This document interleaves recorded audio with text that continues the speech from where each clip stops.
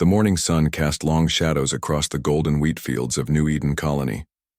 Lisa Murphy stood on her office balcony, watching the farmers begin their daily work. She smiled as she saw children running between the rows of crops, their laughter carrying on the gentle breeze. This was exactly what Earth needed, a peaceful place where families could grow food and live simple lives. Lisa had been running New Eden for 3 years now. The colony sat on Kepler 442b, a planet 47 light-years from Earth.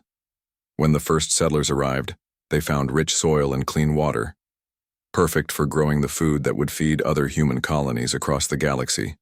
And the planet was beautiful, with purple mountains in the distance and 2 small moons that lit up the night sky. Down in the research center, Dr. Alex Turner examined a new type of corn under his microscope. The corn grew twice as fast as Earth varieties and tasted even better. Alex loved his work. He spent most days in the laboratory finding ways to make crops grow bigger and stronger. The other scientists called him a genius, but Alex just wanted to help feed people. "Good morning, Alex," said Beth Williams as she entered the lab. Beth managed all the farming operations on New Eden. She knew everything about soil, weather, and plant growth. The farmers trusted her completely. "Morning, Beth, look at this." Alex showed her the corn sample. "This new variety should give us 30% more food per acre." Beth smiled. "That's wonderful. The transport ship from Earth is coming next week. They'll be happy to see our progress." Outside the research center, Jake Harrison walked through the main street of the colony. As security chief, Jake made sure everyone stayed safe. His team of 200 peacekeepers handled small problems like disputes between neighbors or lost children. Most days were quiet. Jake preferred it that way. New Eden had 12,000 people spread across 5 small towns. The biggest town, Haven, had schools, shops, and the colony administration building where Lisa worked. The other towns were smaller, built around large farms that grew different crops. Everything felt peaceful and safe. Captain Ryan Cooper guided his cargo ship Prairie Wind toward the landing pad outside Haven. Ryan made supply runs to New Eden every few months, bringing tools, medicines, and news from other colonies. He enjoyed visiting New Eden because the people were always friendly and the food was excellent. Ryan met Lisa at the landing pad. "Good to see you again, Lisa. How are things?" "Quiet as always," Lisa replied. "The harvest is going well this season. We'll have plenty to send back to Earth." As they walked toward town, Ryan's expression grew serious. "I heard some troubling news on my last stop. Zephyrian raiders hit the mining colony at Ross 128, took everything valuable and captured most of the workers." Lisa nodded calmly. "We've heard the reports. The Zephyrians seem to be getting bolder. Aren't you worried? New Eden doesn't have any real defenses if they come here. We're just farmers, Ryan. What would raiders want with us? We don't have valuable metals or advanced technology, just food crops." Ryan wasn't convinced, but he didn't want to argue. Lisa seemed confident that New Eden was safe because it wasn't worth attacking. That evening, the colony held its weekly community meeting in Haven's Central Hall. Families gathered to discuss farming schedules, school events, and other local matters. Lisa stood at the front addressing the crowd. "As you know, there have been some security concerns in nearby systems," she began. "However, our peaceful nature and lack of valuable resources make us an unlikely target. We'll continue our normal operations while staying alert." An older farmer named Pete raised his hand. "What if they do come? We don't have any weapons to speak of." Jake stepped forward. "My security team is well trained in emergency procedures. We've practiced evacuation plans and have good communication with Earth Fleet Command. If there's ever a real threat, we'll be ready." The crowd seemed satisfied with this answer. After the meeting, families returned to their homes. Children did homework while parents planned the next day's work. Everything seemed normal and peaceful. Late that night, Lisa sat in her office reviewing reports. The colony was doing well. Crop yields were up and everyone seemed happy. She looked at the communication panel that connected New Eden to other human colonies. The reports about Zephyrian raids were concerning, but Lisa knew something the raiders didn't. Alex was still in his laboratory, but he wasn't looking at corn samples anymore. On a hidden screen, He reviewed data that had nothing to do with agriculture. The numbers showed energy readings, weapons efficiency ratings, and tactical response times. Alex smiled as he saw the improvements from last month's test. In the security center, Jake finished his evening rounds. His peacekeepers were in position around the colony, but they weren't just watching for drunk farmers or lost livestock. Hidden sensors placed throughout New Eden monitored space for any approaching ships. Jake checked the readings one more time, before heading home. Beth Williams stood in her backyard looking up at the stars. Her neighbors thought she was admiring the beautiful night sky, but Beth was actually checking the position of certain celestial objects. Navigation was important, even for farmers. The next morning brought another peaceful day. Children walked to school, farmers tended their crops, and scientists worked in their laboratories. Ryan loaded his ship with grain and vegetables to take to other colonies. Everything looked exactly like what it was supposed to be, a quiet, farming community living simple lives. But appearances could be deceiving. New Eden was peaceful, but it was also something else, something that the galaxy's predators would soon discover to their great regret. As Ryan's ship lifted off toward the stars, Lisa waved goodbye from the landing pad. She genuinely liked the cargo captain, but she was glad he would be safely away from New Eden for the next few months. What was coming would be better handled without witnesses. In the distance, long-range sensors that looked like weather monitoring stations picked up faint signals from deep space. Ships were coming toward New Eden, large ships moving fast and with obvious hostile intent. Jake received the alert in his office. Instead of panic or fear, he felt something different: anticipation. It had been too long since anyone had tested New Eden's defenses. The colony needed practice, and someone was about to provide it. The trap was set. The bait was ready. Now all they had to do was wait for the predators to arrive. War leader Kethtar stood on the bridge of his flagship, watching the star charts with satisfaction. The Zephyrian fleet had conquered 17 systems in the past 2 years. Each victory proved that his people were the strongest warriors in this part of the galaxy. Soon everyone would fear the name Zephyrian.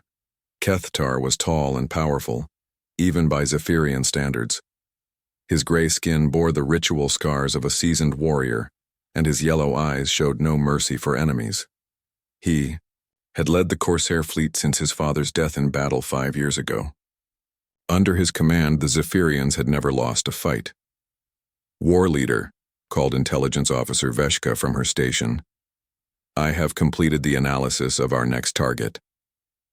Kethtar turned to face her.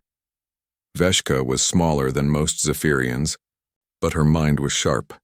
She could find weaknesses in any enemy defense. Show me, Kethtar ordered. The main screen displayed a green planet orbiting a yellow star. This is the human colony called New Eden, Veshka explained. Our scouts confirm it has 12,000 inhabitants, mostly farmers and scientists. Defenses? Asked Kethtar. Minimal. 200 security personnel with basic weapons. No orbital stations, no military installations, no fleet presence. The humans appear to grow food crops for export to other colonies. Kethtar smiled, showing his sharp teeth. Humans were weak creatures who spent their time growing plants instead of building weapons. They talked about peace and friendship, while stronger species took what they wanted. Resources? He asked. Rich agricultural products, advanced growing techniques, and a population suitable for slave labor. The planet itself could support a Zephyrian settlement. Another officer, Commander Thekanol, spoke up. War leader, our intelligence suggests this colony produces food for several human systems. Capturing it would disrupt their supply chains. Kethtar nodded. Disrupting enemy supplies was good strategy. The humans would have to negotiate or risk starvation on other worlds. Either way, the Zephyrians would gain valuable territory and resources. How many ships do we need? Kethtar asked. Veshka consulted her data. For a target this week, 6 ships would be sufficient. However, I recommend our full battle group of 12 ships. Better to show overwhelming force. Agreed. When can we attack? The fleet can reach New Eden in 4 days if we leave immediately. Keth-Tar looked around his bridge at the experienced warriors under his command. They had fought in dozens of battles and never failed him. The Zephyrian ships were fast and heavily armed. Their plasma weapons could destroy most targets in minutes. "Prepare the fleet," he ordered. "We attack in 4 days." The 12 Zephyrian warships were impressive. Each one was 300 meters long, built for both space combat and planetary assault. They carried enough firepower to level cities and transport pods that could land troops anywhere on a planet's surface. As the fleet jumped to hyperspace, Keth-Tar reviewed their standard attack pattern. First, they would drop out of hyperspace, at the edge of the target system. This would give them time to scan for any surprises while staying far enough away to escape if needed. Second, they would move in and destroy any orbital defenses or ships. The humans at New Eden had neither, which would make this step quick. Third, they would bombard the planet from orbit, targeting any military installations or weapons factories. Again, New Eden apparently had none, so this would just be a show, a force to terrify the population. Finally, they would land troops to secure important locations and round up prisoners. The humans would surrender quickly once they saw Zephyrian warriors up close. Keth-Tar had used this pattern many times. It always worked against weaker species who couldn't match Zephyrian military technology. On the second day of travel, Veshka brought him more intelligence reports.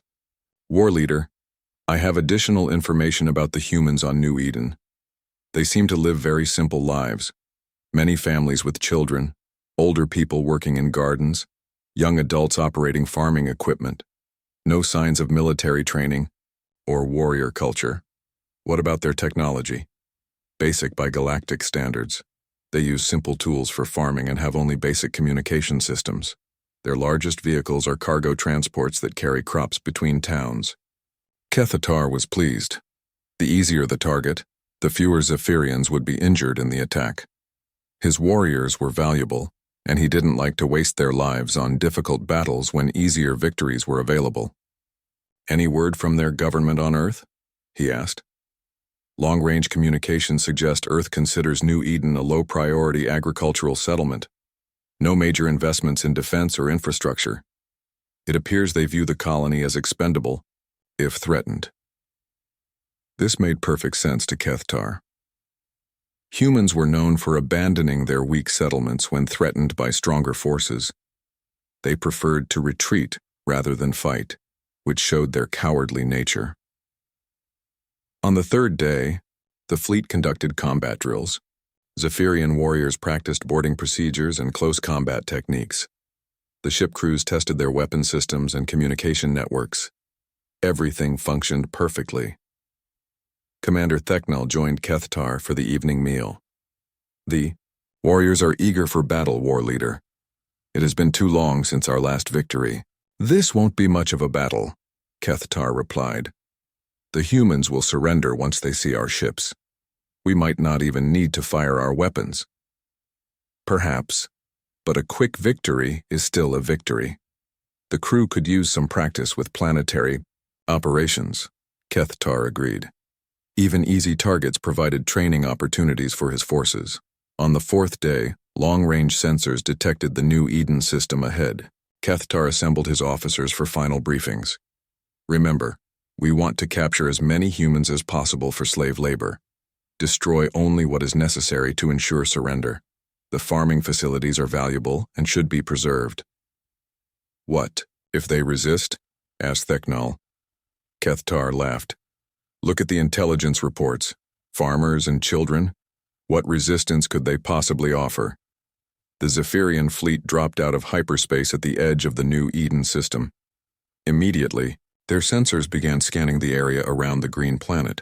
They detected normal orbital traffic, a few cargo ships moving between the planet and small space stations. Everything looked exactly as expected. No defensive fleet, no military installations, no weapons platforms, reported the sensor officer. "The planet appears completely undefended." Keth-Tar smiled with satisfaction. Intelligence had been correct. This would be their easiest conquest yet. Signal the fleet. Begin approach to the planet. Prepare for orbital bombardment and landing. Operations. The 12 Zephyrian warships moved toward New Eden, their crews confident in another easy victory.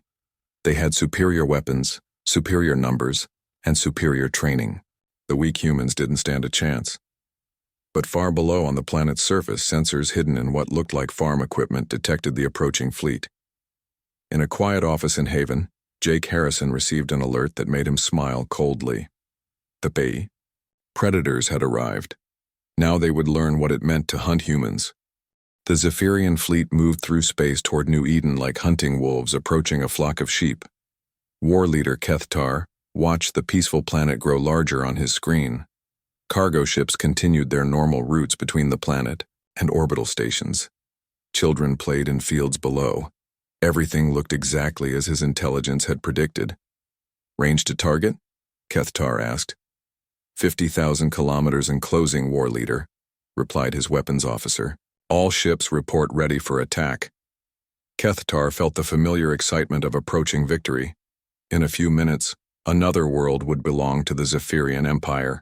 The weak humans would surrender, and his warriors would have earned another easy conquest. Signal the human colony. Demand their immediate surrender. The communication officer sent the message. Human settlement of New Eden. You are surrounded by the Zephyrian Corsair fleet. Surrender immediately, or face destruction. On the planet below, Lisa Murphy received the message in the colony administration building. She looked calmly at Jake Harrison, who stood beside her desk. Well, Jake, it looks like we have visitors, she said. Jake checked his watch. Right on schedule. The sensor readings were accurate. Lisa activated the colony-wide communication system. Her voice carried to every building, every farm, every street. Attention, New Eden. Protocol 7 is now in effect. All civilians today. Designated safe areas immediately. Repeat. Protocol 7 is active. Across the colony, the response was immediate and coordinated. Families gathered their children and moved quickly to reinforced shelters built beneath what looked like ordinary buildings. But these weren't panicked civilians running in fear. They moved with the precision of people who had practiced this many times. In his laboratory, Dr. Alex Turner shut down his plant research equipment and activated a very different set of controls. Hidden panels slid away to reveal multiple screens, showing tactical data, weapon status, and orbital tracking information. All systems green, Alex reported into his communication headset. Standing by for authorization. Beth Williams was no longer checking crop reports. From a control room hidden beneath the agricultural center, she watched displays showing the approaching Zephyrian ships. Her fingers moved across controls that had nothing to do with farming. Defensive grid coming online, she announced. All batteries reporting ready status. Kethtar noticed that the human cargo ships were moving away from the planet faster than before, but he assumed they were fleeing in terror. The orbital stations seemed to be powering down their systems, probably preparing to surrender. No response. To our surrender demand, war leader, reported the communication officer. Typical human cowardice, Kethtar said. They're too frightened to even speak. Begin the attack. Fire warning shots near their largest city. The first Zephyrian plasma blast streaked toward New Eden's atmosphere. It was meant to miss the colony and explode harmlessly above the main town, a demonstration of Zephyrian power. The plasma bolt never reached its target. A beam of pure energy erupted from what had looked like a grain storage facility and intercepted the plasma blast in space. The Zephyrian weapon was completely neutralized. What was that? Kethtar demanded. Before anyone could answer, New Eden transformed. Across the planet's surface, camouflaged panels slid away from dozens of installations. What had appeared to be silos, warehouses, and agricultural buildings revealed themselves as advanced military fortifications. Massive railgun batteries emerged from underground positions. Missile launchers rose from hidden bays. The cargo ships fleeing the system suddenly reversed course. Their civilian hull plating fell away like discarded clothing, revealing sleek military vessels bristling with weapons. Captain Ryan Cooper's Prairie Wind was now the UHS Vengeance, a stealth destroyer armed with experimental plasma cannons. Impossible, whispered Kethtar. Beth Williams spoke into her headset from the hidden command center. All batteries target. The lead ships. Fire when ready. The first salvo from New Eden's defenses lit up space like a deadly fireworks display. Railgun projectiles moving at significant fractions of light speed punched through Zephyrian shields as if they didn't exist. 3 Zephyrian ships exploded in brilliant flashes as their hulls were shredded by weapons that shouldn't have existed. On a farming colony, evasive maneuvers, Kethtar shouted. Return fire. The remaining Zephyrian ships tried to scatter, but they found themselves in a carefully prepared trap. The human cargo ships had moved into perfect positions to cut off escape routes. Every direction the Zephyrians tried to flee, they faced weapons that outclassed their own technology. Commander Theknal stared at his tactical display in horror. War leader, their weapons are more advanced than anything in our database. How is this possible? Dr. Alex Turner was no longer a quiet scientist growing corn. From his hidden command post, he coordinated targeting data for weapon systems he had spent years perfecting. Target their engine sections. Disable their ability to escape. Jake Harrison watched the battle from the colony's real security center, hidden deep beneath the peaceful streets of Haven. Banks of screens showed him everything happening in the space around New Eden. His peacekeepers were actually retired military specialists, and they tracked every Zephyrian ship with lethal precision. Alien fleet is trying to reform for a counterattack, reported one of his officers. Negative, Jake replied calmly. Continue systematic destruction. No survivors, no witnesses. The Zephyrian counterattack was pathetic compared to what the humans unleashed in response. Plasma beams that had destroyed cities on other worlds barely scratched the defensive shields protecting New Eden's installations. The humans' return. Fire was precise, devastating, and completely overwhelming. Kethtar watched in disbelief as his fleet was systematically annihilated. Ships that had conquered 17 systems were being destroyed by farmers and scientists. It was impossible, but it was happening. War leader, we have to retreat, Theknal shouted over the sounds of explosions and alarms. The escape routes are blocked, the navigation officer reported. They've positioned ships to prevent our withdrawal. On New Eden, Lisa Murphy watched the battle through the command center's main display. She felt no satisfaction in the destruction, but she understood its necessity. The galaxy needed to learn that attacking humans carried a terrible price. Time elapsed, she asked. 5 minutes, 30 seconds, Jake replied. Still within parameters. Continue the operation. The UHS Vengeance, no longer disguised as a cargo ship, moved through the Zephyrian formation like a shark through a school of fish. Captain Ryan Cooper had been flying supply runs to New Eden for 3 years, but his real job was maintaining the colony's cover story. Now he could finally use his ship for its intended purpose. This is vengeance to all units, Ryan announced, beginning cleanup of remaining targets. The last 4 Zephyrian ships tried desperately to break through the human encirclement. Their crews fought bravely, but bravery meant nothing against superior technology and perfect tactical positioning. One by one, the alien ships were destroyed. Precise energy beams cut through their hulls. Railgun projectiles shattered their weapons. Missiles found every weak point in their defenses. Kethtar's flagship was the last to die. As his ship broke apart around him, the war leader finally understood the truth. The humans hadn't been weak farmers waiting to be conquered. They had been predators disguised as prey, waiting for someone stupid enough to attack them. War leader, hull breach on all decks, reported his weapons officer with his dying breath. Kethtar looked at the tactical display one final time. Every Zephyrian ship showed as destroyed or critically damaged. The human fleet remained undamaged. In 7 minutes, his entire force had been annihilated by an enemy he had completely underestimated. Curse them, he whispered as his ship exploded around him. Curse all humans. In the command center on New Eden, Jake Harrison watched the last Zephyrian ship disappear in a flash of light. All alien vessels destroyed, he reported. No survivors detected, no escape pods launched. Lisa nodded with satisfaction. Begin cleanup operations. I want all debris collected and disposed of. No evidence of this engagement must reach other alien species. The battle for New Eden was over. It had lasted exactly 7 minutes and 12 seconds. The most feared raider fleet in the sector had been completely destroyed by what everyone thought was the weakest human colony. But the real message was just beginning to spread across the galaxy. The cleanup after the battle took 3 hours.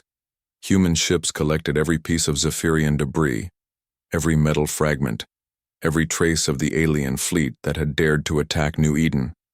When they finished, space around the colony looked exactly as peaceful as it had that morning. Inside the colony's real command center, Lisa Murphy reviewed the battle data with her senior staff.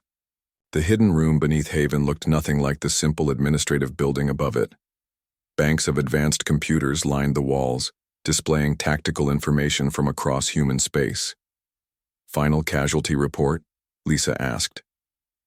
Jake Harrison consulted his tablet. 0 human casualties. 3 minor injuries during the rapid shelter procedures, all treated and released. Estimated alien casualties, 4,200 personnel across 12 ships. Weapon system performance? Dr. Alex Turner pulled up technical readouts on the main screen. All systems functioned within expected parameters. The new railgun batteries exceeded projected accuracy by 12%. Energy weapons maintained full power throughout the engagement. Beth Williams added her report. Defensive grid performed perfectly. Camouflage systems held until activation. The aliens never detected our true capabilities until we revealed them. Lisa nodded with satisfaction. The test had gone exactly as planned. Above them, the people of New Eden began emerging from their shelters. To anyone watching from orbit, it would look like frightened farmers coming out after a terrible attack. Children would seem traumatized, adults would appear shaken, and everyone would act grateful to have survived. But the reality was very different. 8-year-old Danny Peterson ran back to the playground with his friends, laughing about the drill they had just completed. Danny had been born on New Eden and didn't know that other colonies didn't practice hiding from alien raiders every few months. His mother, Carol Peterson, returned to her job at the agricultural center. Carol managed crop rotation schedules, but she also held a master's degree in military logistics. Her farming experience included 3 years coordinating supply lines for Earth's colonial defense forces. Danny's father, Mike Peterson, went back to work in the fields driving what looked like a simple harvesting machine. The machine could harvest wheat, but it could also transform into a mobile weapons platform in under 90 seconds. Mike had tested the conversion many times. In the school, teacher Maria Santos resumed her lesson about plant biology. She didn't mention that her previous job had been training combat pilots for Earth's Space Navy. The children in her class were learning to read and write, but they were also learning skills that would make them valuable defenders of humanity if they ever needed to be. Dr. Alex Turner returned to his public laboratory, where he continued his research on improved crop yields. His work was genuine. New Eden really did produce some of the best food in human space. But his real expertise was in weapons technology, and his agricultural research often led to breakthroughs in military applications. The corn samples he studied during the day contained genetic modifications that made them grow faster and taste better. The research he conducted at night focused on energy weapons that could penetrate any known alien armor. Alex had been designing military technology for 15 years before accepting the position on New Eden. His official personnel file listed him as a botanist with a doctorate in plant genetics. His classified file told a very different story. Beth Williams walked through the fields, checking on crops that would feed human colonies across 3 star systems. She genuinely cared about agriculture and took pride in her work. But Beth's background included 10 years as a tactical officer on Earth's most advanced warships. Her knowledge of soil composition and weather patterns was extensive. Her knowledge of orbital mechanics and weapons targeting was even more impressive. Jake Harrison made his evening patrol through Haven's quiet streets, greeting citizens and checking on local businesses. Everyone knew him as the friendly security chief who helped lost children and settled minor disputes between neighbors. What they didn't know was that Jake had commanded a regiment of Earth's elite special forces before accepting the position on New Eden. His peacekeepers were former military specialists who could coordinate a planetary defense as easily as they could direct traffic at the local market. Captain Ryan Cooper's ship had disappeared after the battle, but he would return in a few weeks with his next cargo delivery. Ryan enjoyed his cover identity as a simple transport captain, but his real job was much more complex. The UHS Vengeance was one of Earth's most advanced stealth ships, designed to operate behind enemy lines and gather intelligence on hostile species. Ryan's cargo runs let him visit dozens of colonies and alien worlds while maintaining perfect cover. His ship carried grain and vegetables, but it also carried advanced weapons, military supplies, and classified communication equipment. Every farming colony in human space received regular visits from ships like the Vengeance. As night fell over New Eden, Lisa Murphy stood in her office looking out at the peaceful town. Families were eating dinner, children were doing homework, and everything appeared completely normal. Lisa's official job was managing agricultural production and colonial administration. Her real job was serving as the commanding officer of one of humanity's most important military installations. New Eden wasn't just a farming colony. It was a carefully designed trap built to lure aggressive alien species into making a fatal mistake. Every person on the planet had been chosen for their ability to maintain the peaceful facade while preparing for devastating retaliation. The colony produced real food and housed real families, but it also served as an early warning system, a weapons testing facility, and a demonstration of what happened when someone attacked humanity. Lisa reviewed reports from 17 other agricultural colonies scattered across human space. Each one looked peaceful and defenseless from the outside. Each one was actually a fortress designed to destroy anyone stupid enough to test human resolve. The strategy had been developed after humanity's first contact with hostile alien species. Earth's leaders realized that humans had certain advantages in galactic politics. They looked weak, they talked about peace, and they seemed to prefer farming over fighting. Other species consistently underestimated human capabilities. This gave humanity a massive strategic advantage, but only if they used it carefully. The solution was colonies like New Eden, real settlements with real people living real lives, but also military installations disguised as civilian targets. Aggressive aliens would see easy prey and attack, only to discover that they had made the last mistake of their lives. The program had been incredibly successful. Over the past 10 years, 15 different hostile species had attacked defenseless human colonies. None of those species still existed. Word spread through underground networks that humans were more dangerous than they appeared, but new threats continued to emerge. The galaxy was full of predators who thought they were stronger than the peaceful farmers from Earth.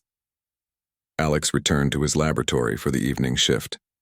His public research on plant genetics would continue, but tonight he was working on improvements to the energy weapons that had just destroyed the Zephyrian fleet. The aliens had been completely outclassed, but Alex believed human weapons could be even more effective. The goal was to reduce engagement time from 7 minutes to under 5 minutes. Beth completed her analysis of the day's battle. The defensive grid had functioned perfectly, but she identified several areas for improvement. Better coordination between surface batteries and orbital platforms could increase the rate of alien ship destruction. Jake reviewed security footage from the battle, looking for any signs that the colony's cover had been compromised. The settlers had performed their roles perfectly. Any surviving aliens would have seen only terrified farmers hiding from a superior military force. Of course, there were no surviving aliens. That was the point. Lisa opened a secure communication channel to Earth. Her report was brief and professional. New Eden engagement successful. Zephyrian Corsair fleet eliminated. No human casualties. Cover maintained. Colony ready for next assignment. The response came back within minutes. Understood. Well done. Maintain normal operations. Normal operations meant continuing to grow food, raise families, and pretend to be exactly what they appeared to be, until the next predator decided that humans looked like easy prey. Outside, New Eden settled into its peaceful nighttime routine, but across the galaxy, the absence of the Zephyrian fleet was already being noticed. Soon, other species would begin asking questions about what had happened to the mighty raiders who had attacked a defenseless farming world. The answers they found would be very educational. 3 weeks after the destruction of the Zephyrian fleet, the first alien investigators arrived at the coordinates where Kethtar's ships had last been detected. They found nothing but empty space and the faint residue of metal particles scattered across several thousand kilometers. Commander Jekmor of the Altarian Confederation stared at his sensor readings in confusion. His science officer had run the scans 5 times, but the results never changed. "Are you certain this is the correct location?" Jekmor asked. "Confirmed, Commander. This is where the Zephyrian fleet was last detected. But there's no debris field, no wreckage, nothing to indicate a battle took place here." Jekmor was troubled. The Zephyrian Corsairs had been the most feared raiders in this sector. 12 powerful warships commanded by an experienced leader like Kethtar didn't just disappear without a trace. What about the human colony? Any signs of attack or damage? The science officer checked orbital scans of New Eden. "Negative, Commander. The planet shows normal agricultural activity. Crop fields are undisturbed, settlements appear intact. Orbital traffic is following regular patterns." This made no sense to Jekmor. If the Zephyrians had attacked the colony, there should be signs of bombardment or invasion. If they hadn't attacked, where had they gone? On New Eden's surface, Lisa Murphy received daily reports about alien ships investigating the area. Today's count included vessels from the Altarian Confederation, the Rigel Commerce Guild, and 3 smaller species that had business relationships with the Zephyrians. "They're getting nervous," Jake Harrison observed during their morning briefing. 12 different species have sent ships to look for the Zephyrian fleet. "Good," Lisa replied. "Let them look. They won't find anything, but the search itself sends a message." Dr. Alex Turner joined the conversation from his laboratory. "I've been monitoring their communications. The investigators are sharing data, trying to piece together what happened. None of them have reached the correct conclusion yet." The correct conclusion was too terrifying for most aliens to consider. The idea that peaceful human farmers could completely destroy a major military fleet was beyond their understanding of how the galaxy worked. In the Rigel system, Commerce Director Velthan reviewed intelligence reports from across human space. The Rigel Commerce Guild had extensive trade relationships with many species, which gave them access to information from dozens of different sources.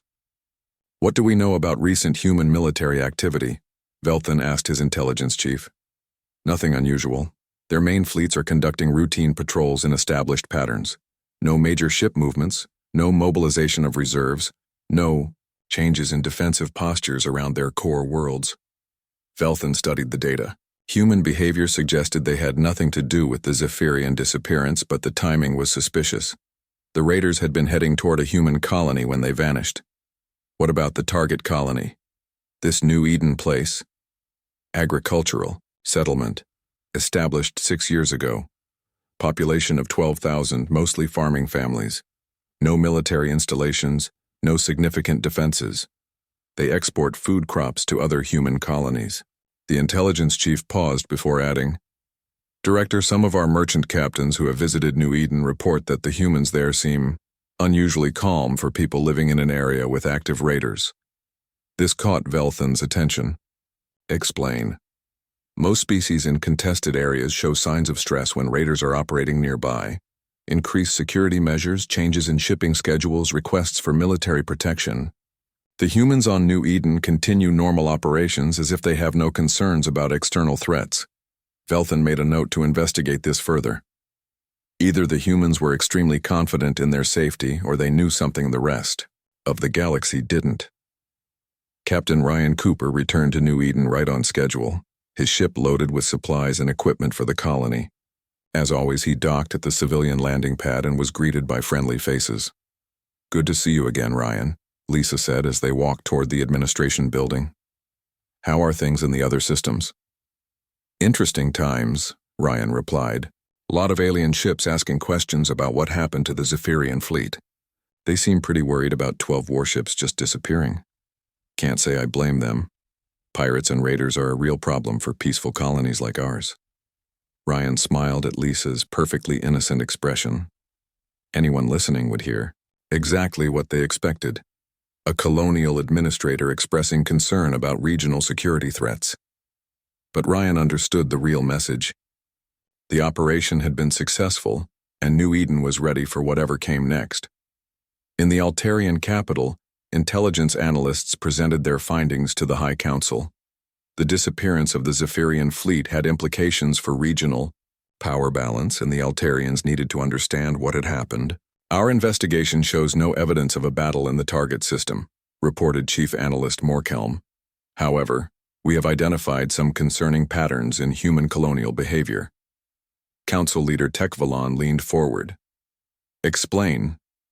"We've been reviewing incidents involving human settlements over the past decade. In every case where a hostile force attacked a human colony, the attackers disappeared completely. No survivors, no distress signals, no wreckage recovery." The council chamber fell silent. This was the first time anyone had looked at all the incidents together. Morkelm continued. "The Krellian warband that attacked the mining colony at Wolf 359 vanished. The Sindoth raiders who hit the research station at Proxima Centauri vanished.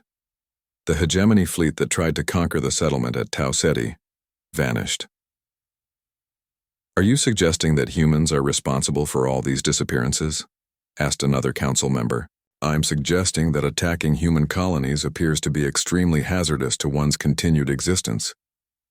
Council Leader Tekvalon considered this information carefully. The Altarian Confederation had been planning to expand into human space, targeting what appeared to be lightly defended agricultural worlds. Perhaps those plans needed reconsideration. On New Eden, the daily routine continued without change. Children attended school, farmers tended their crops, and scientists worked in their laboratories. The colony looked exactly like what it was supposed to be: a peaceful settlement focused on growing food. But underneath the surface, preparations continued for the next inevitable test. Jake's security teams practiced rapid response drills. Alex refined weapon systems based on data from the Zephyrian engagement. Beth upgraded the defensive grid to handle larger fleets. Lisa received a coded message from Earth that made her smile. 3 different alien species had canceled planned military operations in human space. The Altarian expansion had been postponed indefinitely.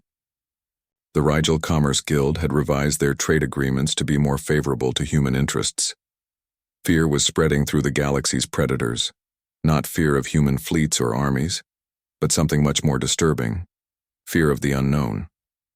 When aggressive species attacked humans and simply disappeared, it created a mystery that was almost impossible to solve. The truth was too simple and too terrifying. Humans didn't need massive military fleets to defend their colonies.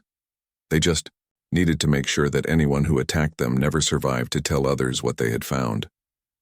Beth Williams stood in her garden that evening, looking up at the stars. Tomorrow she would return to her work developing better crops for the colony's agricultural mission. But tonight, she was thinking about the intelligence reports Jake had shared. 17 different species had military forces capable of threatening human colonies.